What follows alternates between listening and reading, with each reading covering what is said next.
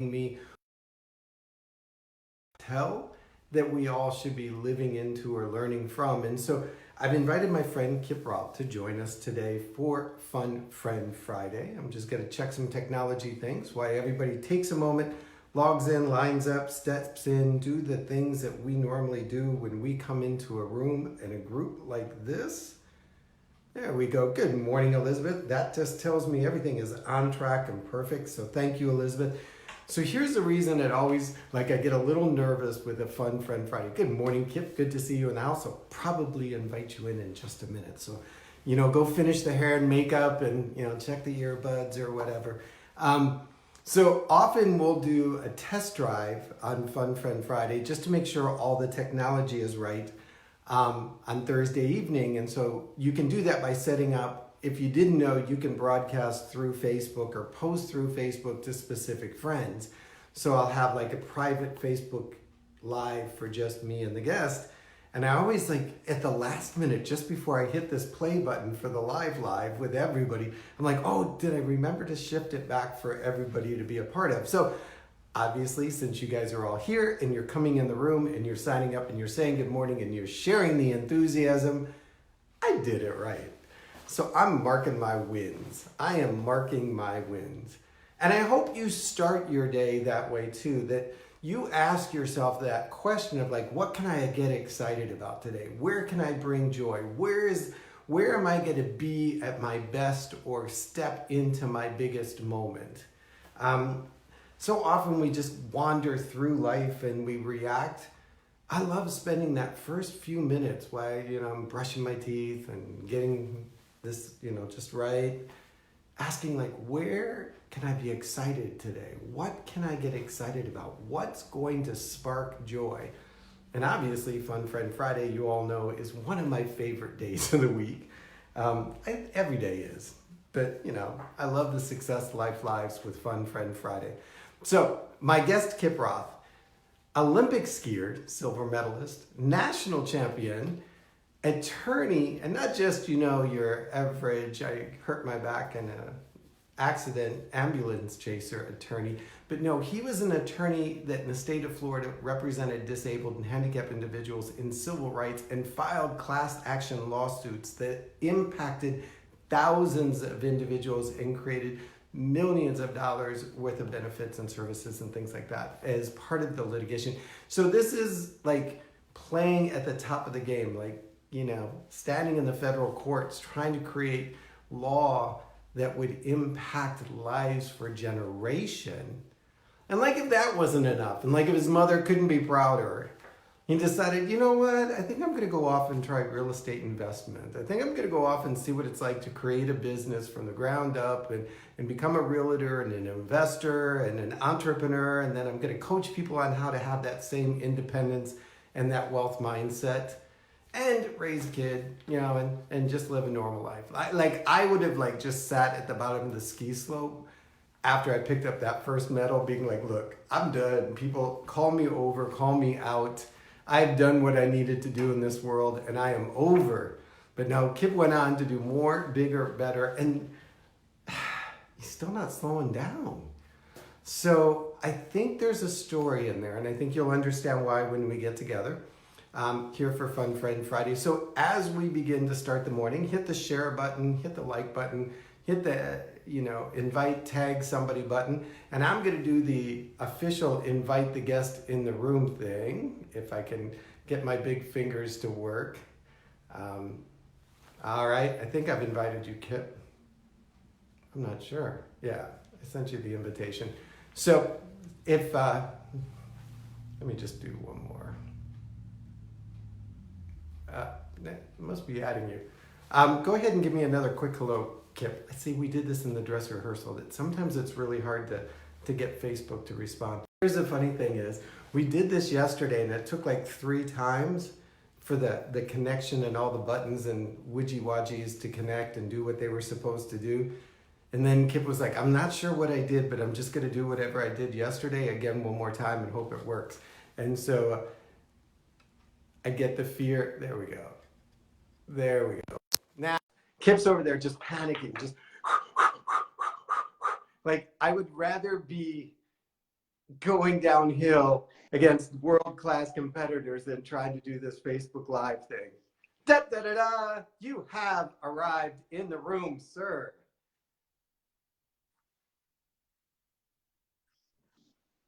All right, we'll give us there. I can see you. I can't hear you. Give me a quick test on the voice. It's not real great. I can hear Hey, I can you. hear you as well. So guess what, everybody? We have Kip in the room. So give a quick hello, good morning, and shout out to Mr. Kip. Oh, I have a special present. I was clued in earlier in the week, but I wasn't allowed to let you know. So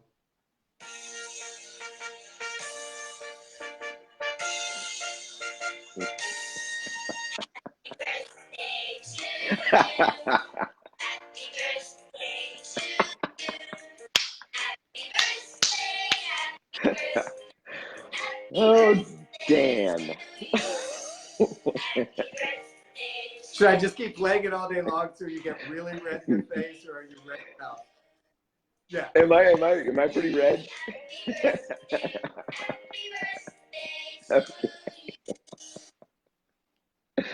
Was that my dear brother-in-law Dan, or was that That my was my your lovely dear wife? brother-in-law. So happy birthday to you.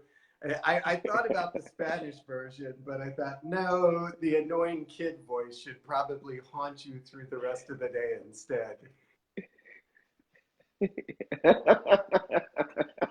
Thank Hey, you, you Dan. know, that's why he's an in-law, because God knew you couldn't put up with him until later in life. Well, that's exactly right. But I get him on the golf course tomorrow, so That payback is should going be to be interesting. hell, man. Like I told you, I'm not a golfer, but I'll be happy to caddy for you. So happy birthday. Um, why not celebrate? I mean, the alternative is pretty dark. Yeah, it is. Hey, Eric, thank you so much for inviting me on, Hey, man. I I really am appreciate this excited. opportunity. So should we get the elephant or the walrus in the room out of the way? Certainly. Oh, Uh-oh. no, I don't have my wedding Your band wife on. will be doing a quick photo bomb to put it in. So yes, and I think one of the great Exactly. things about you as I go through your photo library is that you'll like just pop up. Well, your hand will just pop up anywhere and just sort of find the humor in the moment. Yeah, we see you. Well, you got to have fun with it, brother. There You we got to go. have fun. So briefly, because I don't want it to become the whole story. You were born with nothing from the elbow out. No, I was born with well, I didn't look Well, like then this. they really I'll messed tell you up. that. I was born with Okay, I can see how this is Told you gonna it's Fun go. Friend Friday. So I was born with it is, man. I've watched your stuff. I love your style. Um, I was born with a flat fused flipper. I had no fingers, no thumbs, Okay. or no elbows. And it was 1964, and at that time, the standard operating procedure for somebody like me was to hack off their arms and throw them in an institution. I mean, that really was a lot of what transpired with people with my condition. And my parents, fortunately, declined that idea and sent me to the Mayo Clinic, where I had 20 something operations over the years. To What they did was they took that flipper and they separated it apart because there was a bone structure inside. And they took skin grafts from all over my body to build up the fingers. And then they took a finger off and gave me opposable thumbs on each side. So I've got three fingers on this hand, two and a half on this hand, no elbows, but I'm 100% independent, completely functional, and very, very grateful for the equipment that Like I ended up with. that is wow. See, I knew you were going to bring wisdom. The equipment that I ended up with, this thing, this physical form, this skin and bones, is really the equipment that we have to journey forward in life, to create our story and our legacy and our impact in the world. It's just a vessel. I'm only here for a short time, and I So maybe like the your body little I ended up handles with. aren't You quite know, I like mean, everybody else's, but they're getting you through. I love that though. I love that I'm that's grateful exactly for the right. equipment that I ended up with. Well, I'll tell you what, Eric, the condition is phocomelia. And if you look up the history of phocomelia, a lot of people my age who ended up with similar equipment didn't have the benefit of the operation to create the fingers and the dexterity and the ability. And, as I said before, treatment of persons with disabilities in the United States back then is a horror story. And these people were institutionalized, and when they achieved the age of majority, were expelled onto the street, and many of them some of them went off and made a living as circus freaks, living on the street. So I understand. I have a real deep and sincere gratitude for the path I ended up being placed on, because my parents just set me up really, really well. And I told you I wasn't going to do this, but literally last night I was laying there and all these questions started flying into my head. Either it was great. So a deposition. I've been through a few of those. Not saying more. It's going to be a bad deposition when your representing attorney smells like he had been out drinking. Let me just tell you, that one didn't go the way I needed it to go. Fixed it shortly thereafter.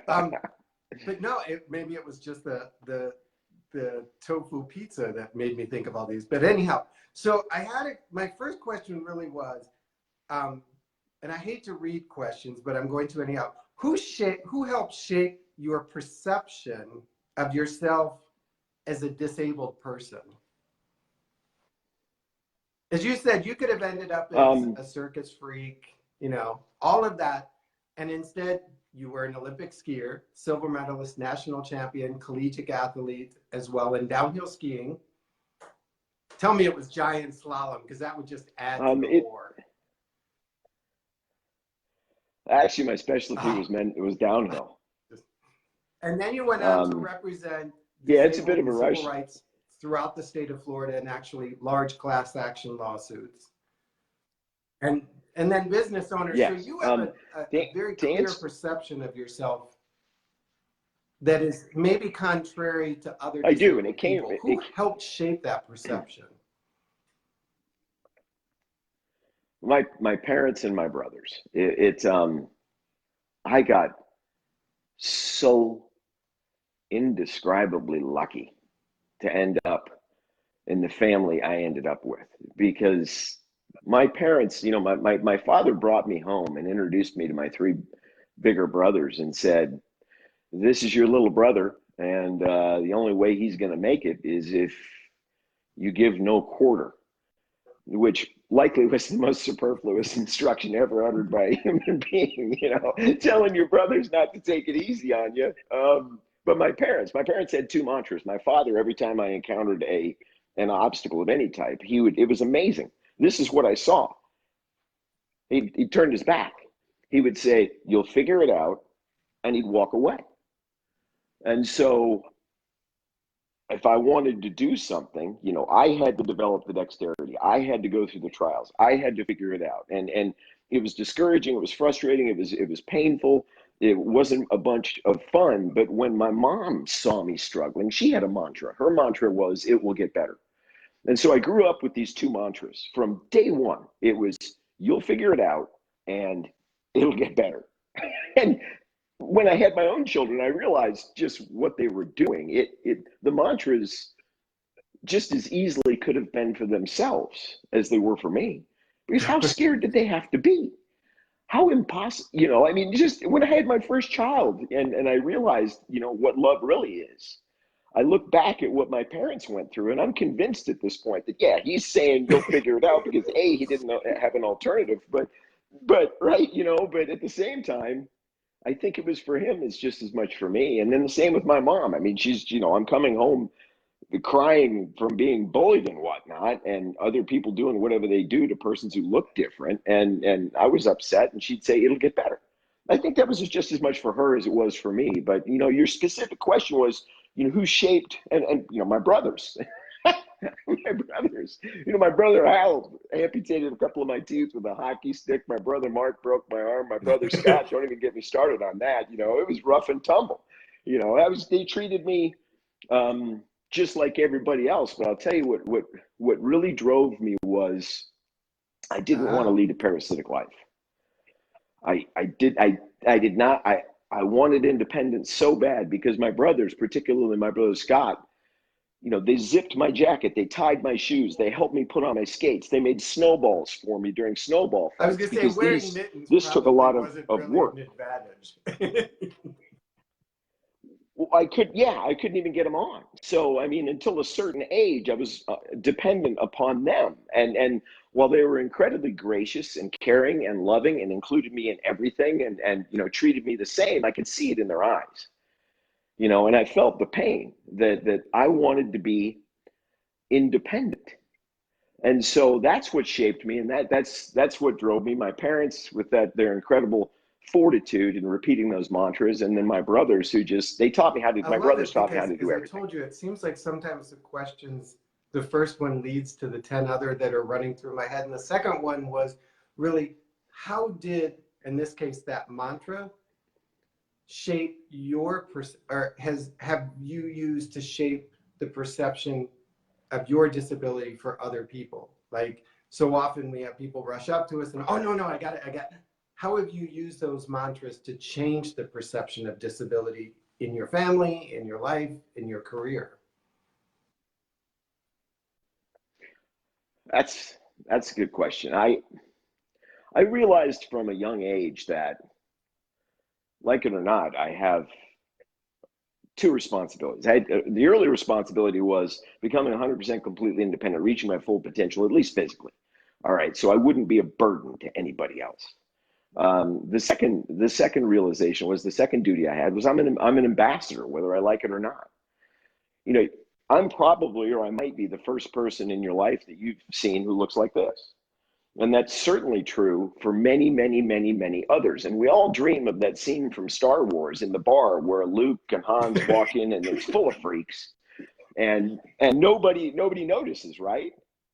Well, people notice me. And if I whine and I scream and I complain and I bitch and I moan and I whinge and I'm unpleasant and whatnot, what I'm establishing there is a precedent in their mind for how they treat other disabled persons. So I have a duty. I have a duty to all other disabled people and everybody who will follow me who is physically different, not to create a bad impression, okay? Because I don't need help opening the door, all right? But if I snap at somebody for providing me help for opening the door or carrying my lunch tray or the million other things people offer to help me with, if I snap at that or I'm angry at that, then they won't help the next person who looks like me, who might need that help. And I live that. I take that to heart. That's a serious, significant responsibility for me. And I mean, if my epitaph on my gravestone is he handled it well, then nothing would make I me love happier. that idea that whether the disability is visible or non-visible, that your response sets the energy for every other person that would follow through that same path that you just walked. And it doesn't have to be necessarily somebody offering to open the door, but I think in our world we have a diminishing kindness. Not that the reservoir is empty, but we've stopped going to it. And I think in some response, it's because we've become so quick to snap back. We've become so quick to stand up for independence and self-reliance and, throw our shoulders back and tell the world we don't need them. Whereas you're saying, you know what, I don't need you, but I'm going to allow you to do what you can, and I'm going to receive it in grace so that you keep that reservoir, you keep going back to that kindness place. Well, Eric, there's a selfish motive as well. Um, there's two sides to every coin. And what people don't understand when they look at this, they immediately, Western culture automatically assigns me, the perception is I'm trapped in a life of endless physical obstacles in a life not worth living. Okay. I don't give a damn what their perception is. All right. But that's one side of the coin. That's the challenge, the real challenge. All right. The other side of the coin is, holy smokes, dude, complete strangers constantly offer me help. Complete strangers. I signed for a sandwich, a few weeks ago, and the woman just stood there gobsmacked and said, "You're amazing." You know, everywhere I go, people compliment me on my independence. I tie my shoes. I got a standing ovation one time. You know, I mean, it's I need that but kind of you can praise in get my pissed at world. that. But I have it every day. I have it every single day. So people think that this is horrible. They have no freaking idea what I get to see. So there's a selfish motive in addition to the the benevolence, if you want to call it that, my concern for future generations or even people right now who are disabled. I don't want to mess up their opportunity to get help. But the selfish motive is, man, you have no idea of the beauty that I get to witness because of this. And it's I every love single that freaking day. because of the equipment that I was given. I've been allowed to see another side of humanity but I think it's important that we point out that because I have chosen to allow that side of humanity to expose itself in my life. Yeah, if you're snapping at people, I mean, I was at the World Disabled Ski Championships in '88 in You Innsbruck, say that Austria, like and everybody there goes. were several. Well, I mean, there were several people. A woman from Brazil, for example, who had one arm and a hand like this on the other side. She was snapping at everybody, man. I mean, somebody would offer to open a door for her, reach for the door, and she'd say, "I can get it myself." Wanted no help with anything. And I totally understand that, but that's driving from the hood of the car, man. That's just selfish. Number one, it's selfish for other people who look like her because she's creating an impression in everybody who sees her. The disabled people are freaking miserable. Okay, and that's not the impression that's going to get us to that ballroom scene in Star Wars. I mean, that's not going to happen in my life. That's not going to happen in my grandchildren's life. But you can't be doing that. But the second thing is, if you can't enjoy a complete stranger looking at you and just feeling empathy, not sympathy, but empathy, and understanding that you might need help with something and offering that, man, if you can't enjoy that, you're doing it I wrong. love that You're out of lesson line. I mean, I'm sorry. I'm going to be like rolling in that for a while today afterwards. That for me, so often, normal body looking, trust me, there's broken up here. That, often I'll bitch and moan like, man, I just wish somebody would help me. I wish I could get a hand up. I wish, like, we project that just for one day. I wish it was easier. And then it doesn't come. Whereas because of your disability, obviously people will reach for a door maybe more often or, offer a hand, so to speak, more often. You get to see that kindness isn't dead. In a world right now that it feels like kindness is really almost on the endangered species list. And it is sufficient compensation for whatever negatives might derive from my shape. It is I say sufficient because there are so many other benefits to it that once you get past the pain, once you understand how to run, Einstein, I think it was, said it. You have to, every one of us has to make a fundamental decision of whether we live in a friendly or a hostile universe. Now, I live in a very friendly universe because that's the pond that I choose to swim in. Now, there are advocates out there who swim in the discrimination pond, in the victimhood pond, who all they see are examples of them getting screwed. Okay, that's a choice. It doesn't reflect reality. It's how they're interpreting reality. I interpret my reality. Take tomorrow, for example. I'm going to play golf with my brother Dan. Now, I can pay. Picture what that looks like. You're probably really good at the short Well, game. I can pay for that. Well, I shot a 79 2 summers ago. I mean, I shoot mid 80s. But let me finish this. My brother Dan knows I'm fully capable, but tomorrow he's going to offer to pay for my golf. And I'm going to say yes. That's exactly right. Dan, I don't play golf, but you can play for my. Which is funny because see, you're like just walking through my questions. So how did you recover from those humbling moments? Because I'm sure you've had them. I remember back when I was probably about, I don't know, 13, I broke both my arms and the casts were up to here and they were fixed in this position. So sort of very much like yours. It was like trying to get the fuzz out of my belly button was a bit of a like, okay, how do I do this?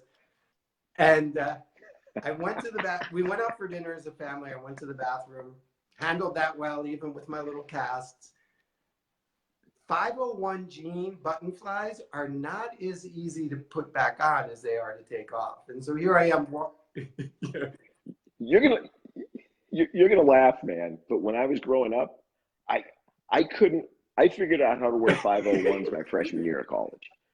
Okay, I mean, I wanted nothing more than those cool ass jeans, right? And I finally got them, and I figured it out. And And so here that's I funny you am mentioned that walking because through the I think about that restaurant, sort often. of like holding them together to go get my mother to help. And I'm like, let's go to the bathroom. And no, because she was my mother and she had seen me since birth, she just stood there in the middle of the restaurant, buttoning up my 501s as I was 13 with my casts and my red face shame. And you got to admit, that was a humbling moment. And I'm sure you've had those moments where you're just like, okay, I am being humbled down. I thought I had all this together and I'm being humbled down.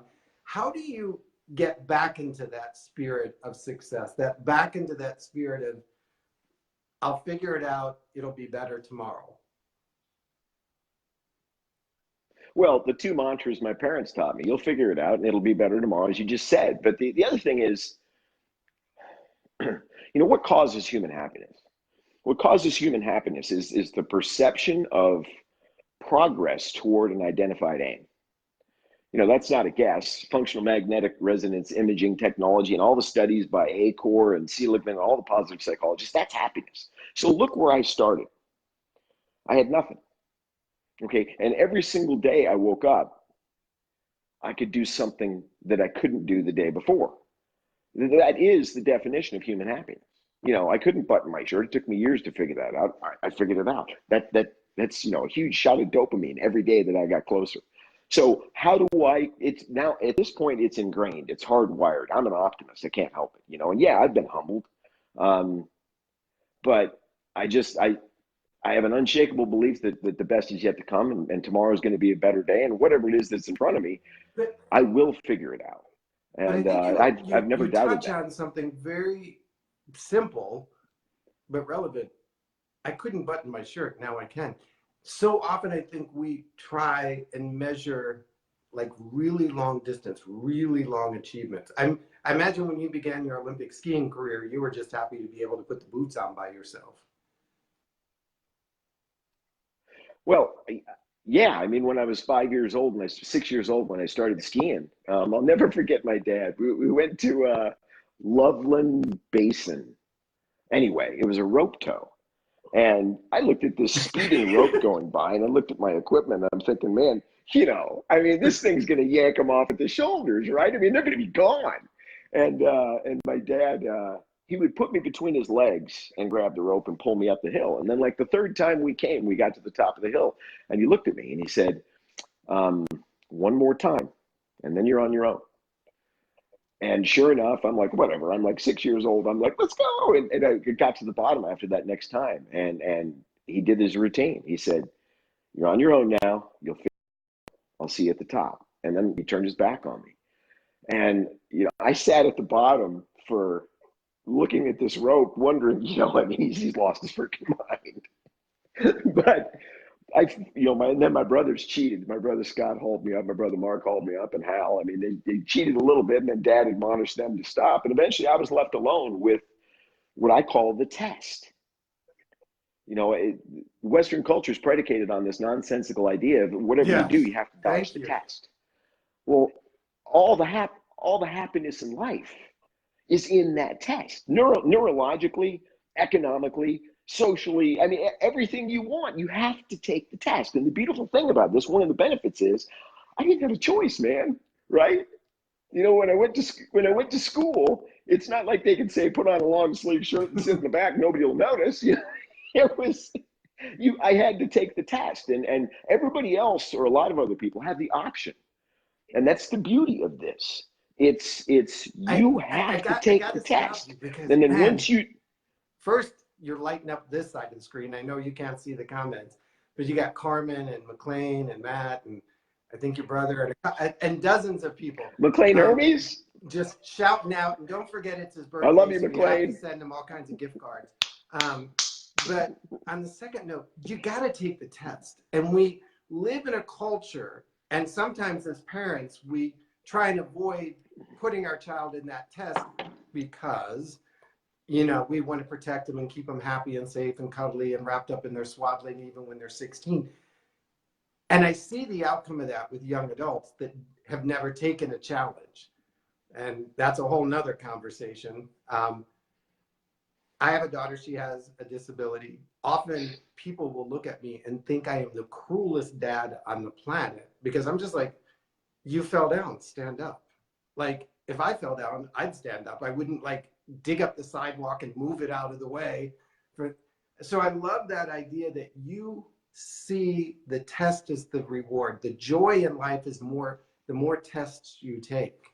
And that you don't seek out to avoid the test. You actually thrive in finding testings or tests or challenges. I want to figure out what this body can do. I want to figure out what my mind can do. I mean, I look at the test as a blessing. You need to dive into your problems. You need to dive into difficulty. You need to swim in it, in your pain. I mean, I don't want to get to 80 years old sitting in that rocking chair, having never been tested, having no freaking clue who I am or what I'm capable of. I want to, you run toward your fears. And I heard this the other day, a quote I really like: the demon that you swallow gives you its power. And I'm at the point now where, I've been asked to leave public places. I don't give a damn. I don't care. That's somebody else's problem. It's not my problem. If you have a problem with this, the discrimination is information, and people who can't handle this are giving you a lot of free information just to stay the hell away. And every bit of this is a benefit, every damn bit of it, because you're forced to take challenges that will define your life. And so many people have the opportunity and take the opportunity to dodge that test.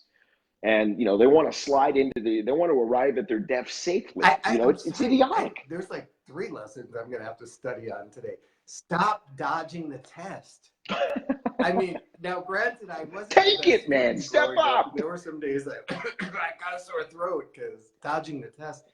But I can see that so often in our businesses and in our relationships. I coach somebody and they're like, well, I'm not sure I want to tell my wife that. And I'm like, so you're building a secret around the fact that, you have an extra set of clubs in the car or something, that those tests of relationship, those tests of what we can do in our business, the test of how big or how smart or how far we can go, that we should arrive at our deathbed all bloody and scarred and worn out and exhausted because there was not a challenge left undone. That I picture you. That's right. Anytime in the near future, just to put those air quotes up, laying in your coffin and just a disheveled mess, like they just tossed you in at the last minute, as opposed to one of those quiet, peaceful, serene looking things. And you being joyful about that's how you arrived at that moment. Well, I already have that figured out. I'm going to be cremated, and my ashes are going to be spread all over whole 94 Eddie's High Nowhere. See, I had Utah. My fantasy was to be cremated and my ashes sprinkled all over my mother's house, so she would have to clean up after me one more time. Yeah. But she's already gone. So, having my sisters do it doesn't have the same revenge factor. But that kind of your mindset leads me to the question, and like I said, I sometimes get frustrated, and I'd love to hear your perspective on those pleasantries of I'm not disabled, I'm differently abled, or I don't have a disability, I have an ability. Like when people try and make it into a fresh flower bouquet when it really is what it is. What's your perception on that?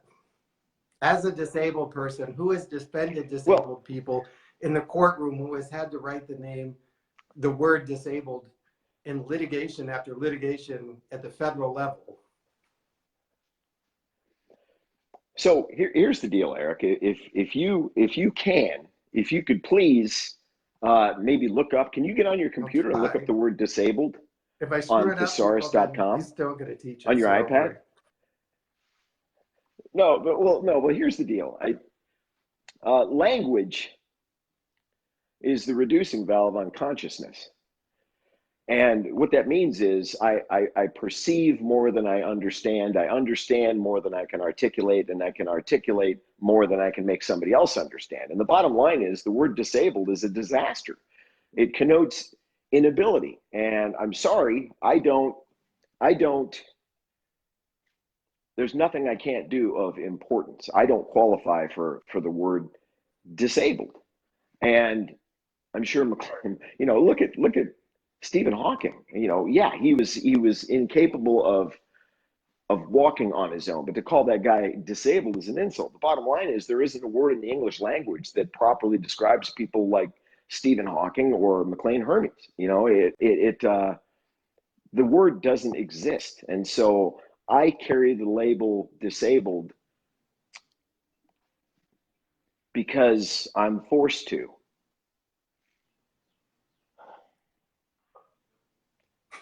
Go. The dog or the kids? I'm sorry. My son. Hang on one moment. T, take Haley's car. Okay, I'll take Haley to work. That's okay. I wish Excuse I had me, Eric. kids I that could leave apologize. the house on their own. That day's coming, some brother. days not sure if it will. Well, So did you get the word disabled? There's a couple different definitions, but it does sort of an umbrella term covering. Well, we're looking for the activity limitations, participation restrictions, etc. So, no, on the thesaurus.com. Dodging the test. No, this is interesting. Go to thesaurus. Yeah, you're failing the test, Eric.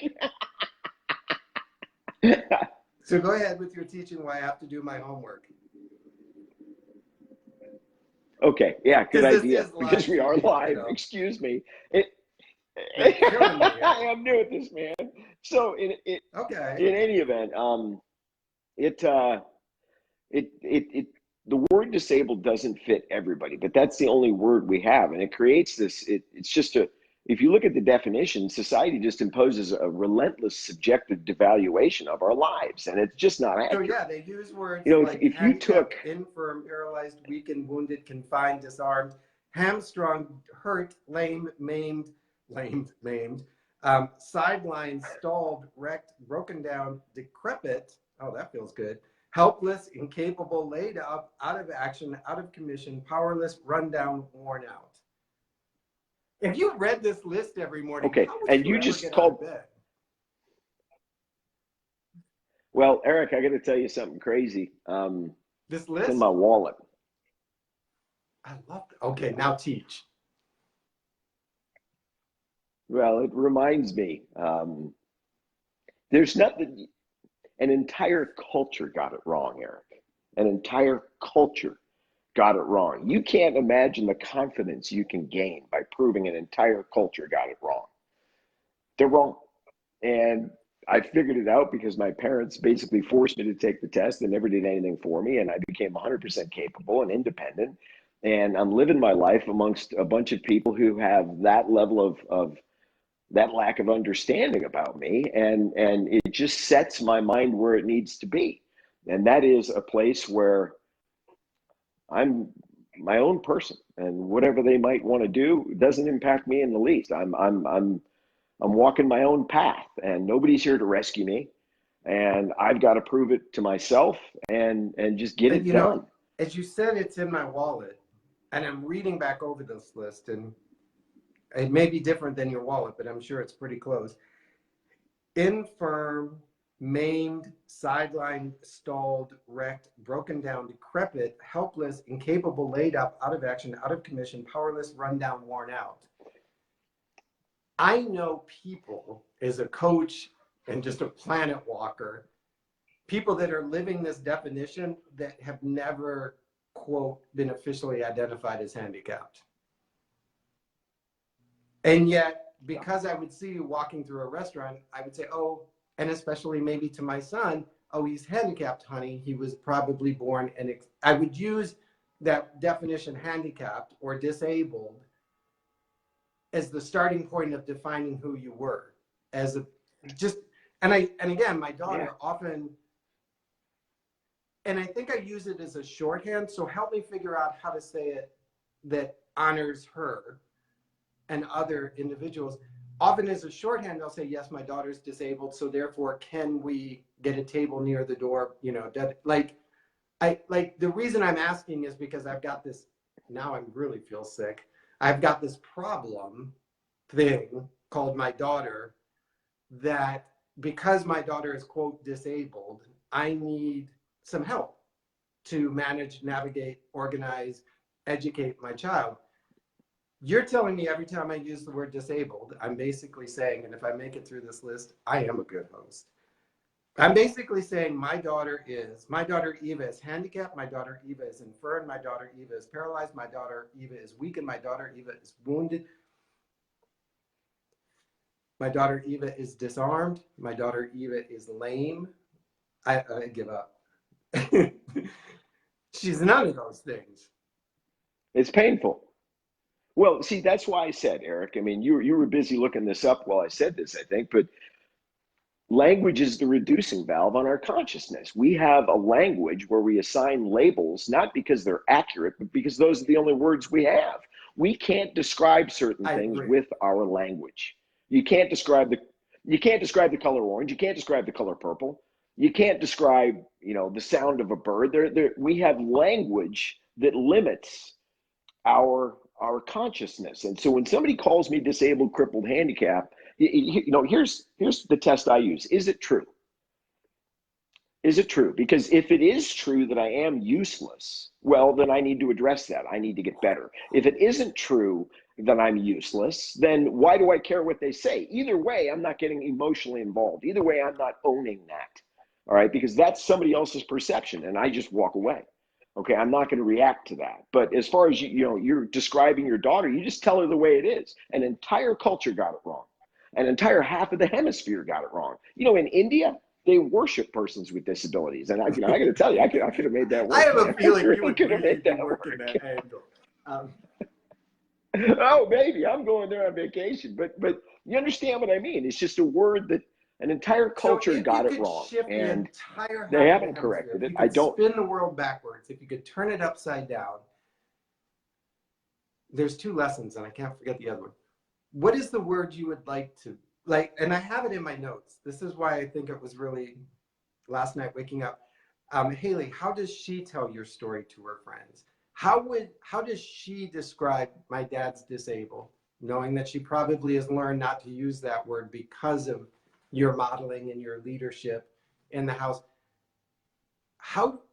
What is the language that people use to tell your story that is affirming, that it is positive, that it is lifting you up and identifying your abilities, but also still recognizing that you're differently equipped? Let's not lie about it. You got some different equipment than the other half of us. How they describe it is up to them. It doesn't impact me in the least, but I actually enjoy them struggling with it a little bit. I like he's disabled, but because it highlights the absurdity of the term. Stephen Hawking reinvented astrophysics. He rewrote the book of where we came from, and they call him disabled. I mean, think about Western culture today. If Stephen Hawking was born in the condition in which he was in weeks before he died, he might have been euthanized in numerous European countries. I mean, think about that. What the deal is this: there's a continuum of ability. You've got people over here who can do everything, and people over here who can do nothing but breathe. It's on a continuum.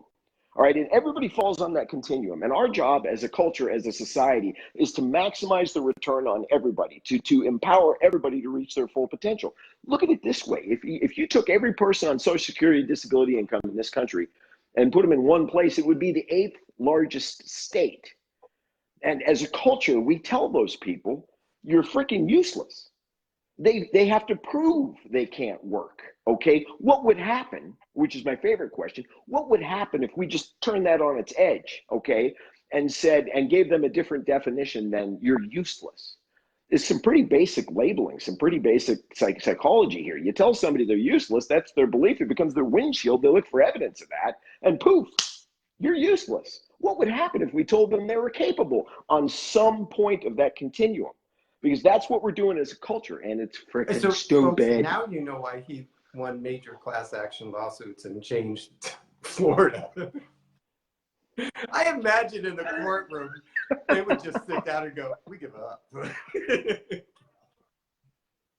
Well, it's just, we have a long way to go before we get to that Star Wars barroom scene, and I'm glad to be a part of it. I'm gonna fulfill my You'll be bellied up responsibility to as the being bar, huh? part of moving us forward. I can't wait, I man. love I can't wait.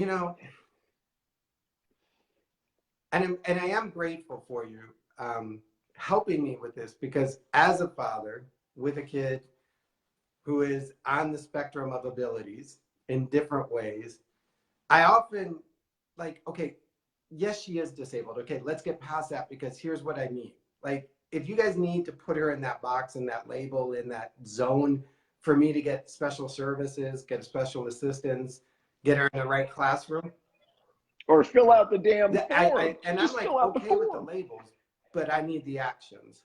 And so when I see terms like differently abled or specially designed, or I'm just like, oh, can we just stop trying to figure out a label and just move into an action?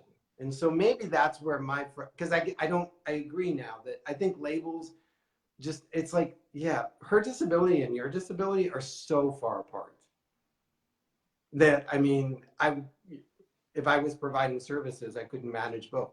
And so I like that idea that when we hear somebody use that term, we understand that they're only operating from a limited vocabulary or a limited It's awareness. taxonomy. It's basic taxonomy. Yeah, or you have greater consciousness, but that's the only word we have.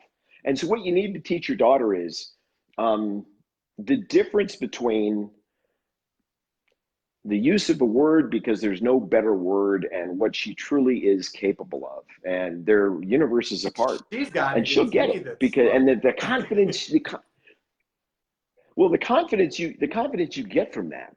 When I figured that out, that holy crap, I'm alone here. I am alone. There are very few people in my life who understand that label doesn't apply. And those are my friends and family and people I work with, and people I love.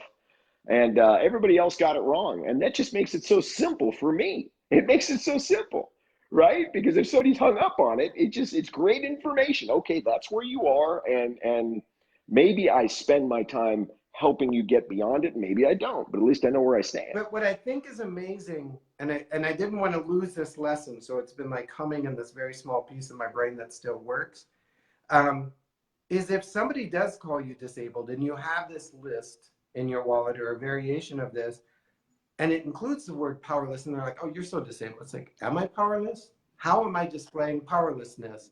Am I I go, forfeiting my position of power? Am I acting, etc.? Okay, they called me out. I need to step up. Versus, no, they got it wrong. I'm moving on. I think there are times that we honestly deserve the title disabled, not because of a physical, but because of an attitude or because of a mindset. And that if we're called out on being self-sidelined, being stalled, being lamed, being helpless, being out of action, those are mindsets, those are attitudes, those are beliefs.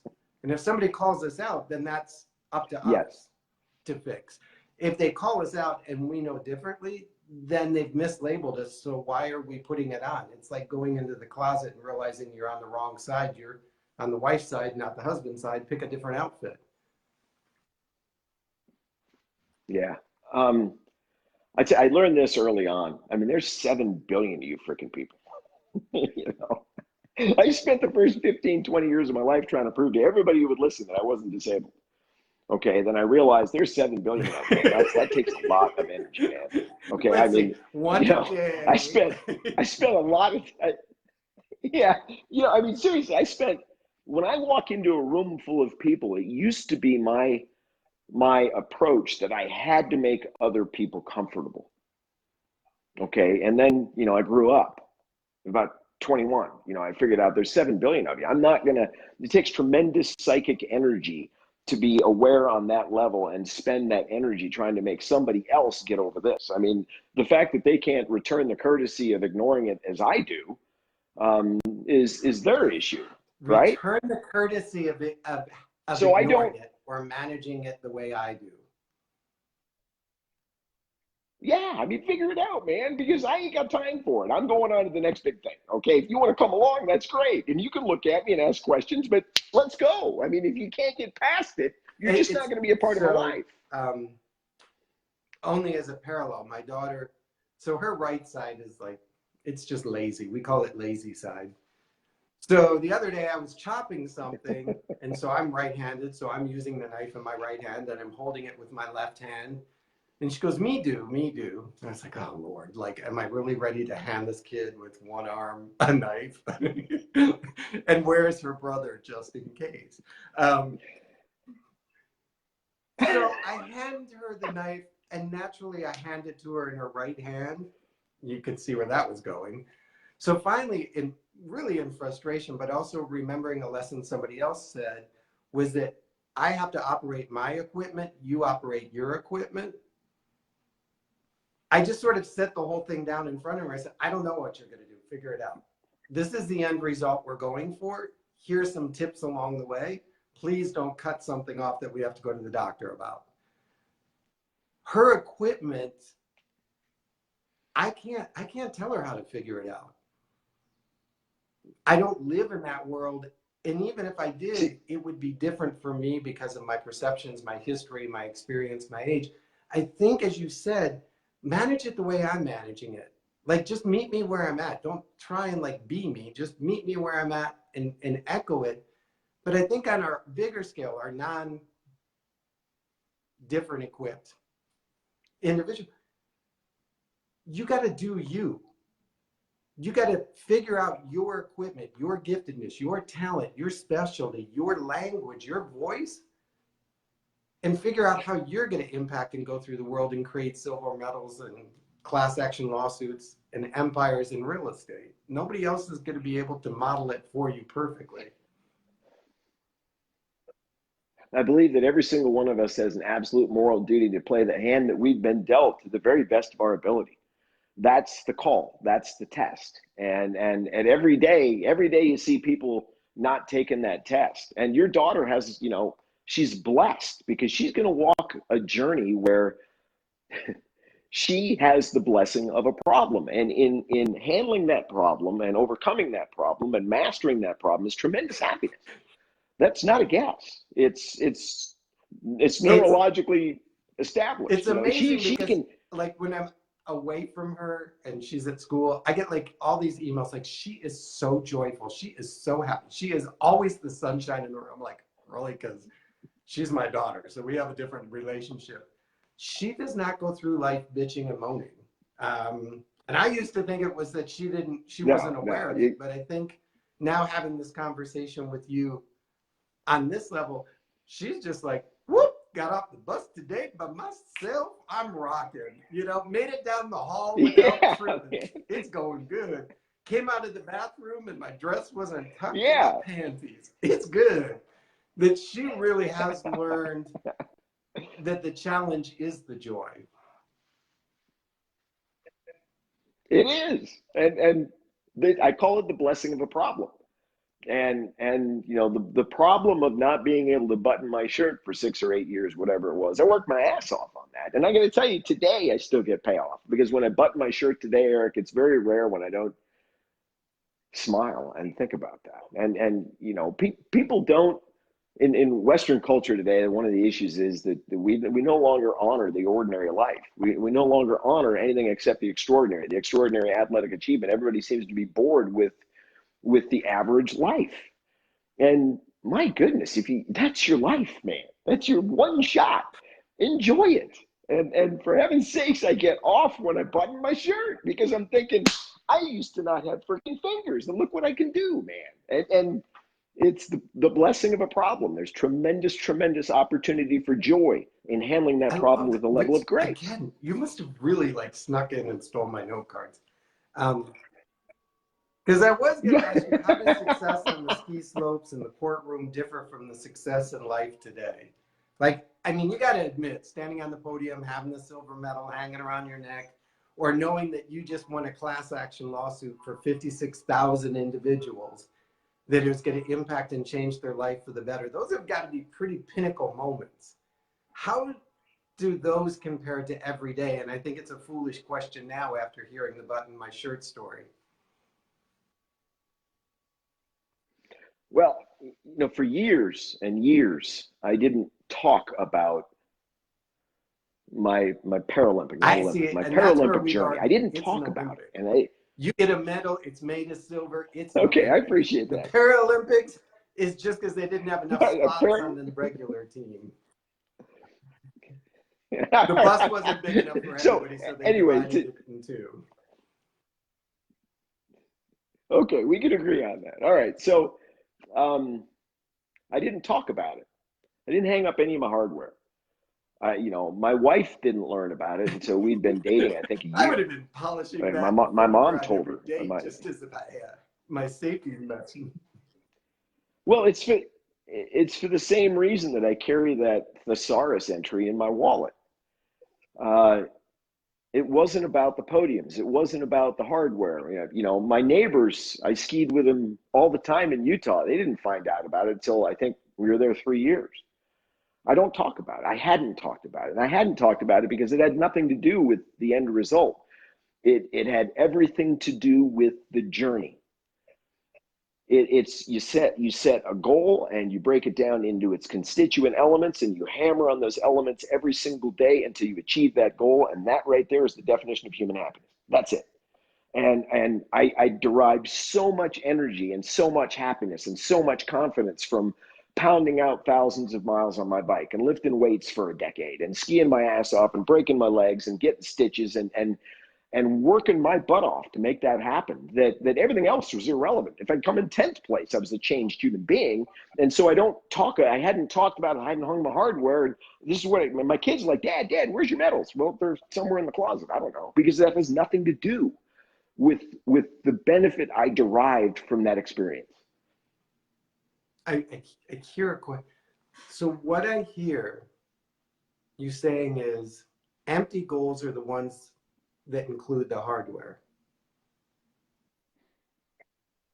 No. I have a different perspective on the meaning of the Paralympic journey. A lot of people say the meaning is I'm on the podium, I got a medal. I have a different meaning to it. The meaning So for me those was the people that journey. want to live The happiness goal was the after the journey. podium celebrate the journey on the way to the podium. Well, the people who celebrate on the podium, I celebrated like crazy. Oh, hell, you should have seen me. I am not doubting that champagne bottle didn't get tipped. But when you work that hard toward an identified objective and then you achieve that objective, that's satisfaction. Okay, that's what that is. And congratulations, what the hell are you going to do now? So it gave me the spine, it gave me the focus and the discipline to, go through law school. And I went to law school, I can't write nearly as fast as anybody else, So let's go to law school. What the hell could go wrong, right? So, so it was what I learned on the journey of working so hard to have a successful ski racing career that gave me the fortitude to handle whatever problem came next. And that's what I celebrate. The medals are irrelevant, to me. I mean, it just strengthened me so much. But I love that the medal, they had their moment, not discounting it, and knowing that somebody recognized that the effort that you put in actually produced a result. And that's what the medal moment is really about, saying everything you've done, we see. But I love how you said, okay, that medal told me that I don't have an excuse not to go to law school. That medal tells me that I don't have an excuse not to pursue a new career, a new life, a new direction. Let me put it to you this way, Eric. A lot of people walk around and say, I don't care about other people's opinions. Okay, you have in your hand the thesaurus entry for disabled. I can't care about other people's opinions because if you drink that, it's poison. So here I am from an early age recognizing that I'm essentially alone. I mean, everywhere I look, I don't see anybody who looks like me doing what I want to do. I'm kind of alone. I'm like a man on the moon. All right. So I come up with the notion that I have to be very, very guarded about what I let into my mind space. But that cuts both ways. If you don't care what other people think, you don't hang up your freaking medals. Right? I'm just because I don't need validation. I know what it meant for me. I know how good I was. I know what I did. That's enough. That's it. And I just, if I'm not going to care about all the negative stuff people say, I'm not going to go seek their validation. That's not I, what it was I about for me. It was about the journey. I can't wait to read this because when I say I'm getting it, you have all of the reasons in the world. Again, from my perception, because I was born with fairly normal equipment, though some people think I have big hands. Not to quote somebody else. Um, Those are freaking tennis rackets, dude. can scale 11 notes on a piano.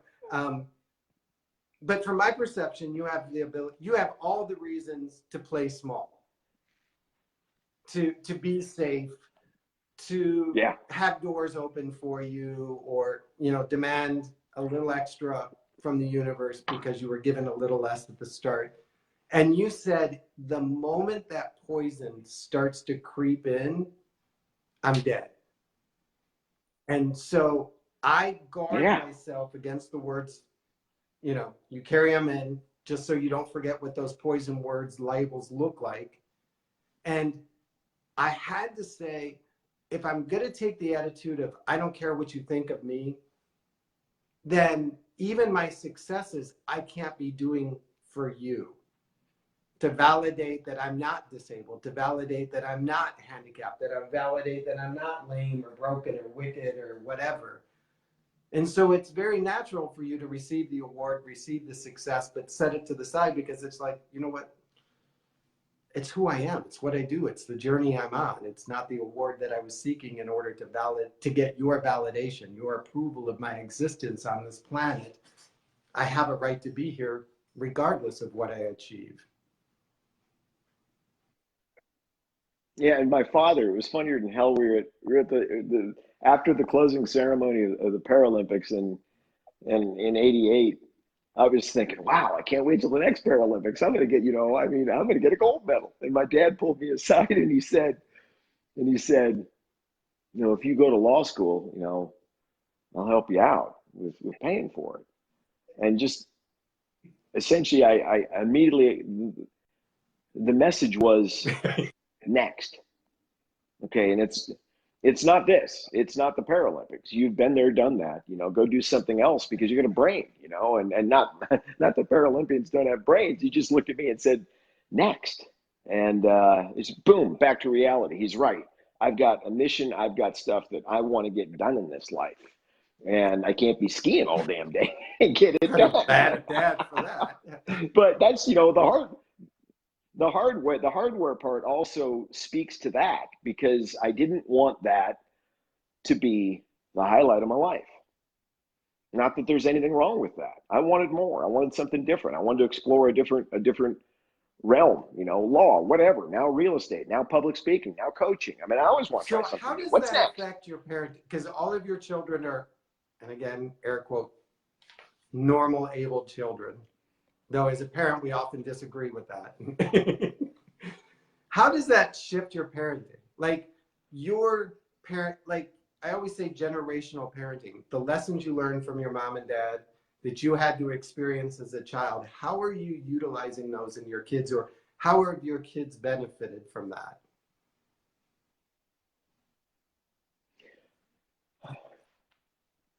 Well, every parent says their kids are awesome, but my daughter is so damn strong. I just call her a rock. And I don't know. My wife is amazing. I have to tell you that right now. My wife is a person of incredible character. I mean, She made I you learned better? so much. Oh, absolutely. No, there's no question who the weak link in this relationship is. There's no day. My kids will tell you. My wife I don't know where she got the strength. I really don't. I think it comes from my wife a lot because she's an incredibly strong person. And my son, my daughter has such incredible off the charts creativity, but she's so damn strong. She just gets it done.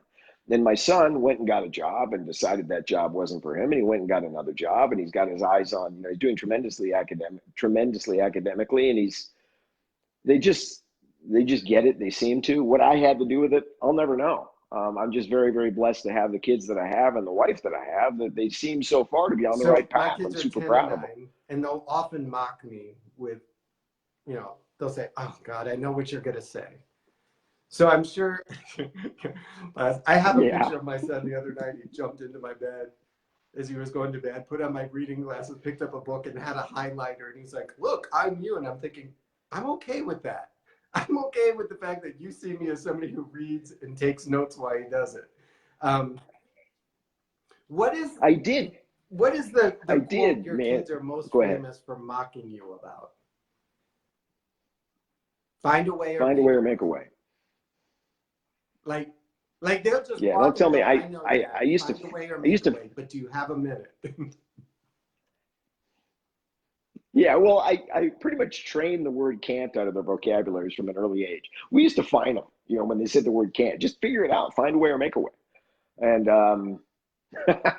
and so far they're doing pretty I good love with it. that. So your legacy to your children will be find a way or make a way, or I did find a way and I made a way. I hope so. I love that. I hope I so. love that. You you're an amazing. I love the way we stumbled across each other. I love your story. You've helped me so much. Again, my daughter doesn't need me because that child, she is so stubborn, so strong, so bullhead. Like I, she figures it out. She finds a way and she makes her own way. And I often forget that I should give her a little extra time because she has to decode it differently.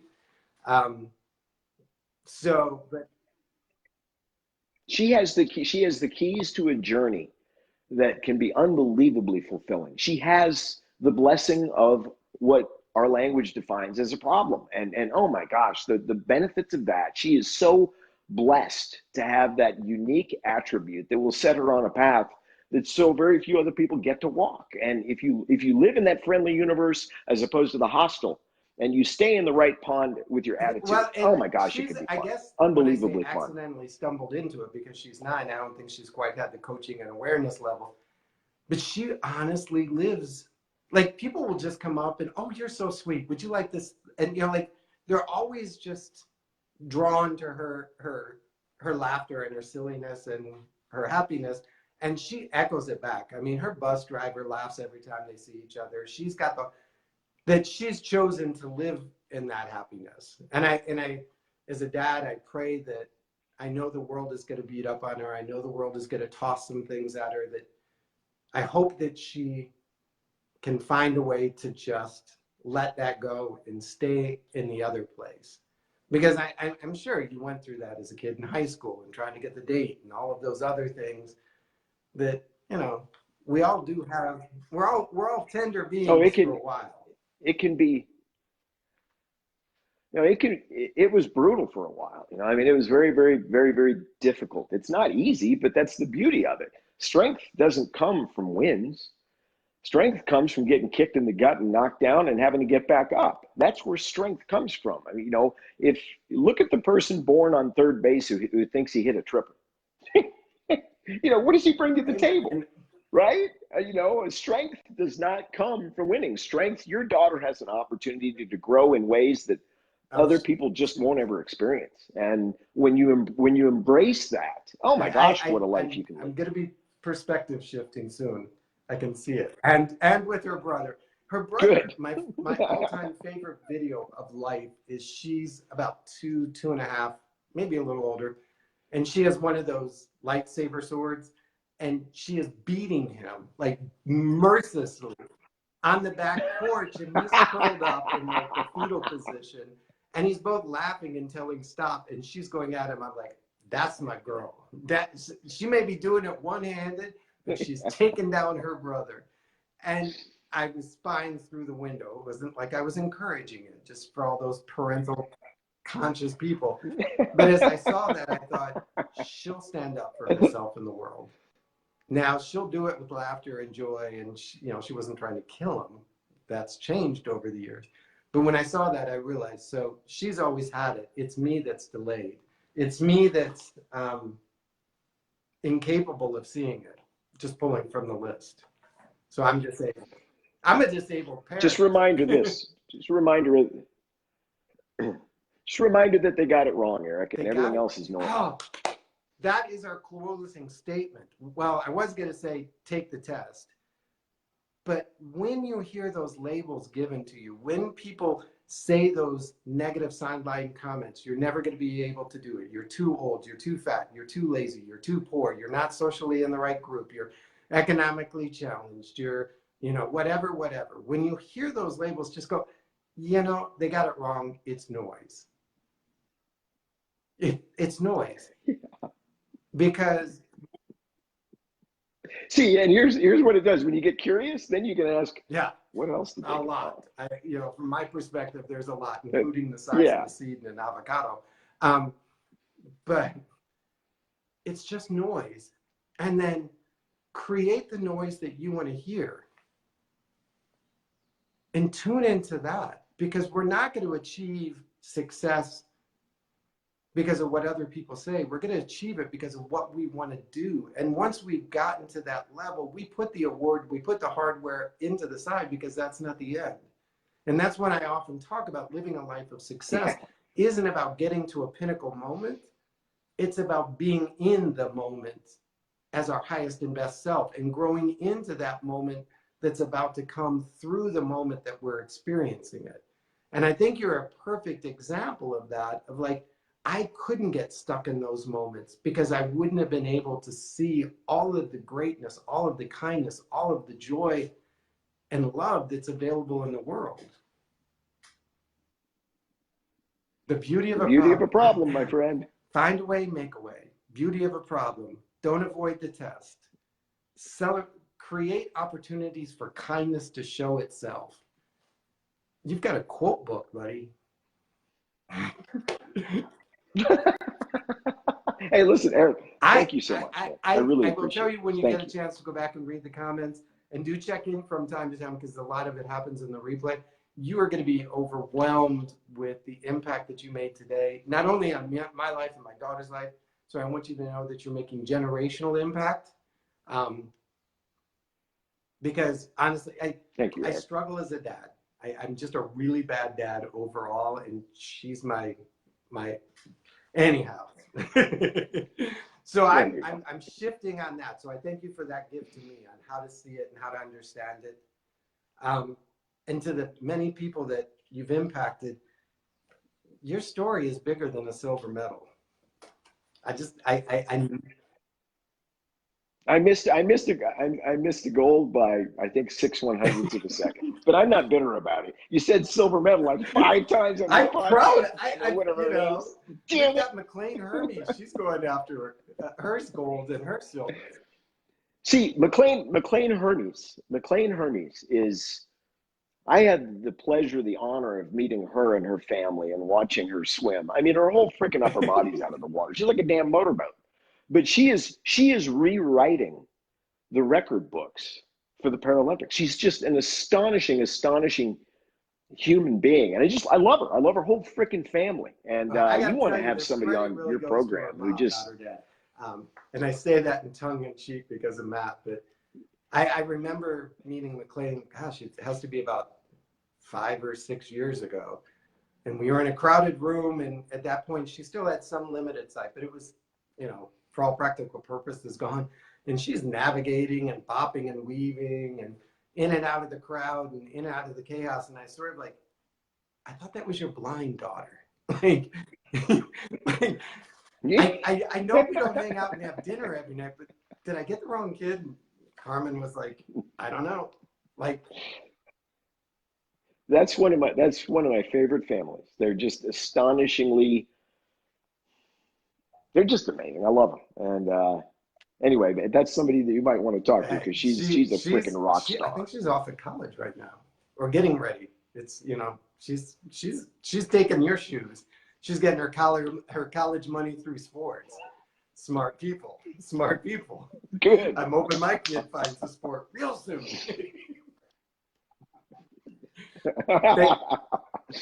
Thank you so much, man. I appreciate you. For the opportunity to be here with you this morning. How should people chase you down if they just can't get enough?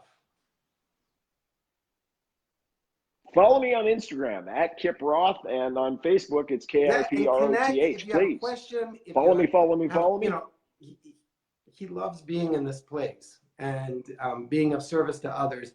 And so, yeah, take a moment and connect to Kip. If you've got a group that needs somebody to come in and really shake and rock them up, I think Kip could fill the ticket pretty quickly.